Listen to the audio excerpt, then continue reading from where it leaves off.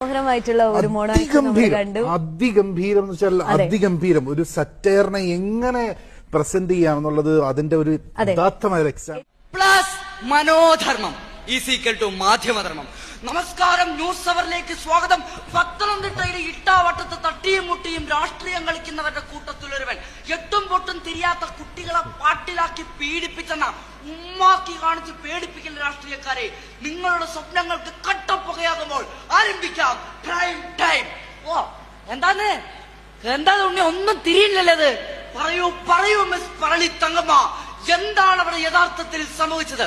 ഓ ഉസ്മാനെ, പ്രതി പത്തനംതിട്ടയിൽ നിന്ന് പാലക്കാട്ടേക്ക് വോട്ട് ചെയ്യാൻ വേണ്ടി പെരച്ചക്ക് 3 മണിക്കുള്ള കള്ളവണ്ടി ശബരി എക്സ്പ്രസ് കേറി എന്നാണ് നമുക്ക് അറിയാൻ കിട്ടിയിരിക്കുന്നത്.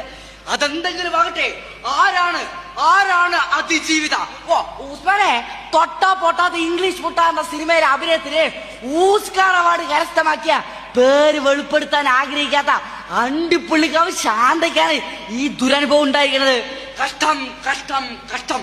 കേവലം 35 വയസ്സ് മാത്രം പ്രായമുള്ള ഒരു പ്രവാസി വനിതയെ വിവാഹ വാഗ്ദാനം നൽകി ഗർഭിണിയാക്കിയതും 18 മാസങ്ങൾക്ക് ശേഷം ഗർഭം അലസിപ്പിക്കാൻ നിർബന്ധിതയാക്കിയതുമല്ലേ പ്രതിക്കെതിരെയുള്ള പരാതി? ഓ തന്നെ. അത് കൂടാതെ ഒരു ഫ്ലാറ്റും 10,000 രൂപയുടെ ചെരുപ്പും ചോദിച്ചിരുന്നു മൂപ്പര്. ഈ കാട്ടിക്കൂട്ടിലൊക്കെ കൂടെ കണ്ടപ്പോഴാണ് ഇതൊരു പീഡനമായിരുന്നു അവർക്ക് മനസ്സിലാവുന്നത്. ഇതാ നമുക്ക് ഇപ്പോൾ കിട്ടിയ വാർത്ത. പാലക്കാട്ടെ ഹോട്ടലിൽ ഒളിവിൽ താമസിക്കുന്ന പ്രതി അവിടുത്തെ കക്കൂസിൽ നിന്ന് ഇറങ്ങി വരുന്ന ദൃശ്യങ്ങളാണ് നമ്മളിപ്പോൾ തത്സമയം കണ്ടുകൊണ്ടിരിക്കുന്നത്. നീലപ്പാണ്ടും മഞ്ഞ ഷർട്ടും അണിഞ്ഞ പ്രതി അടിവസ്ത്രം മാറ്റിയിട്ടില്ല എന്നാണ് നമുക്ക് മനസ്സിലാക്കുന്നത്. ഓ ഉസ്മാനെ, ഇത് ആദ്യമായി കണ്ടത് നമ്മുടെ ക്യാമറാമാനാണെന്ന്. പീഡനം നടന്ന ഹോട്ടൽ മുറിയിൽ ക്യാമറാമാൻ കൊണ്ടോട്ട് സുപ്രിയോടൊപ്പം കടിക്കാച്ച് പാത്തുമ്മ, പത്തനംതിട്ട. ഇതാ നമുക്ക് എന്താണ് സ്ഥലം, എംപിക്ക് ഇതിനെ കുറിച്ച് എന്താണ് പറയാനുള്ളത് നോക്കാം. ആരാ നിങ്ങളൊക്കെ? ആളാകാൻ വരരുത്. Don't try to play fool with me Suresh, it is very bad. MP ആണത്രേ MP. ചോദ്യം ഇഷ്ടമായില്ലെങ്കിൽ ഇദ്ദേഹത്തിനും പറയാമായിരുന്നില്ലേ കടക്ക് പുറത്ത് എന്ന്? അതുമല്ലെങ്കിൽ ഒരു പ്രത്യേകതരം ആക്ഷൻ കാണിക്കാമായിരുന്നില്ലേ? സൗകര്യമില്ല. അത് ചിലപ്പോ തൃശ്ശൂരിലെ പുണ്യാളിനെ കിരീടം വെച്ച പോലെ ആകും. ഈ തൂലിക അക്ഷരശക്തിയാണ്, പൗരസ്വാതന്ത്ര്യമാണ്, സത്യത്തിന് വേണ്ടിയുള്ള പടവാളാണ്. മുനയൊടിഞ്ഞ ഈ തൂലിക എനിക്ക് വേണ്ട, അരുത്. അനേകം ധീരദേശാഭിമാനികളെ എന്തിയ തൂലികയാണിത്. ഇത് ഈ സാംസ്കാരിക നഗരിയിൽ ഒരു സ്മാരകമായി സൂക്ഷിക്കാനെങ്കിലും ഞങ്ങൾക്ക് വേണം. ഓ എന്റെ മനസ്സാനെ, നിങ്ങൾ ആ TV ഒന്ന് ഓഫ് ചെയ്യും. കൊച്ചു കുട്ടികളുള്ള വീടാ, അതിനെന്താ? ആർക്ക് കേൾക്കാനാ മന്ത്രിയുടെയും തന്ത്രിയുടെയും സ്വർണ്ണ കഥ? കണ്ണുള്ളവർ കാണട്ടെ, കാതുള്ളവർ കേൾക്കട്ടെ. ഇത് രണ്ടിനും കഴിയാത്തവർ അന്തിച്ചർച്ചകളിൽ പരസ്പരം തന്തയ്ക്ക് വിളിക്കട്ടെ. എന്തായാലല്ലേ അവർക്ക് റേറ്റിംഗ് കൂടും മനസ്സാലേ.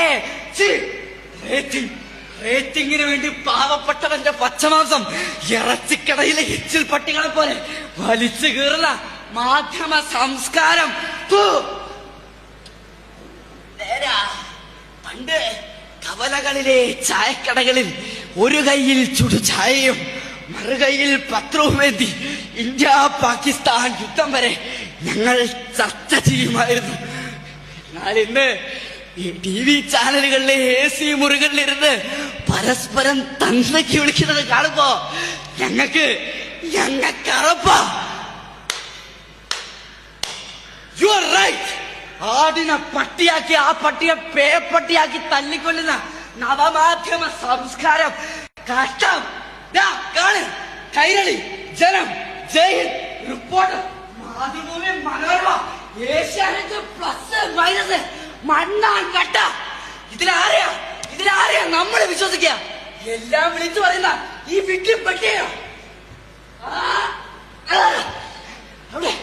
ഇവിടെ എന്റെ പട്ടിയെ പോക്കറ്റ് റേഡിയോ.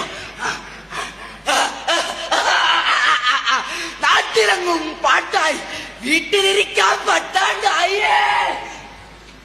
നന്ദി, നമസ്കാരം.